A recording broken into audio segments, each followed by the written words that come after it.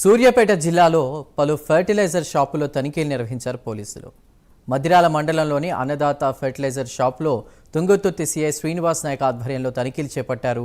గతంలో ఈ షాపులో ఓ రైతు నకిలీ కలుపు మందులు కొనుగోలు చేసి మోసపోయాడంటూ కూడా బాధిత రైతు కన్జ్యూమర్ కమిషన్ కూడా ఆశ్రయించాడు. ఇటీవల నియోజకవర్గంలో అర్వపల్లి, తిరుమలగిరి మండలాల్లో నకిలీ పత్తి విత్తనాలు, నిషేధిత కలుపు మందులను స్వాధీనం చేసుకుని పలువురిని రిమాండ్కు తరలించారు పోలీసులు. ఎవరైనా నకిలీ విత్తనాలు విక్రయిస్తే తమకు తెలియజేయాలని సూచించారు.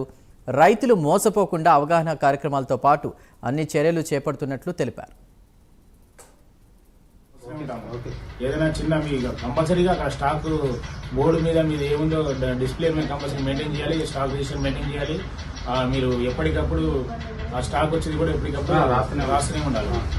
ఇవాళకి రాయండి, ఇవాళ అంటే అది బుక్లో రాసినండి. ఒకవేళ ఎవడన్నా